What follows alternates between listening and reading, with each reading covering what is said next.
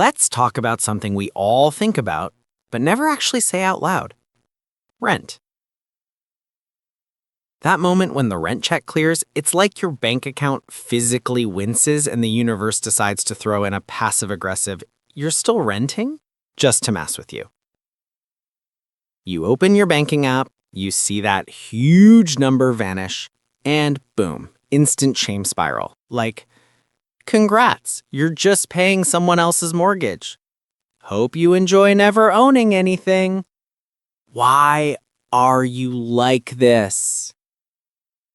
If I had a nickel for every time that voice derailed my week, I'd still barely cover one rent payment, but I'd feel a little more validated doing it. But here's the thing. If you've ever looked around your apartment and thought, this is a very expensive waiting room, you're not alone. We've got to stop telling ourselves emotional horror stories about rent.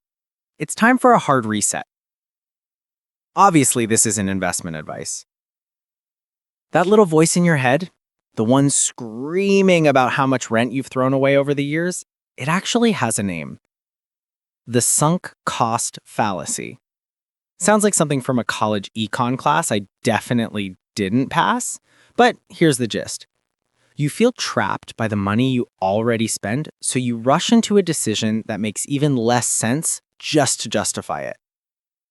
I lived in that mental loop for years. I thought, I have to buy something. Anything. A house, a shack, maybe a glorified shed, as long as it has a deed. All just to stop paying rent. So I started skipping steps, drained my emergency fund, started touring homes I could barely afford, looked at loans that made my future self want to throw up. And the whole time I told myself, this is smart. This is the dream. But here's the kicker. We're so busy regretting past rent, we don't realize we're setting ourselves up for an even worse regret tomorrow. The fix? Let it go. The money spent, that chapter's done.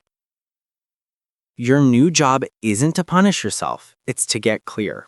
And maybe, just maybe, start seeing rent for what it actually is, a cheat code for stability. About a year ago, I hit a wall. I was tired of letting rent stress me out every single month. So I did something weird. I stopped calling it rent. I renamed it Fixed Operational Expense.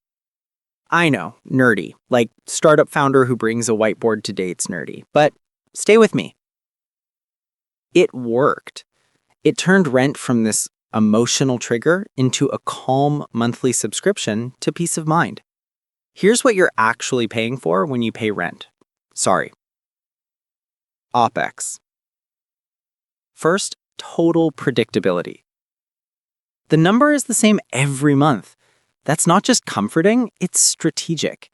That stability lets you plan, save, and breathe. Second, zero stress guarantee.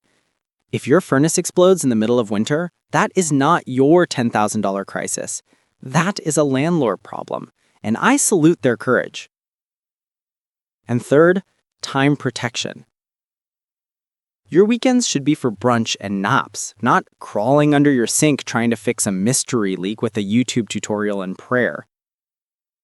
And here's the part nobody says out loud.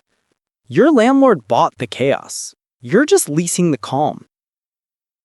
They own the broken pipes and the roof issues and the surprise repairs.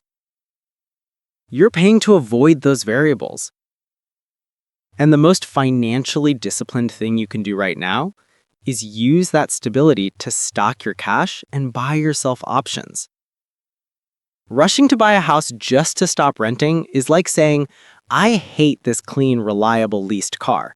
So the second the lease is up, I'm going to go buy the rustiest, most unreliable clunker I can find, just so I can say, look, I own it. It doesn't make sense.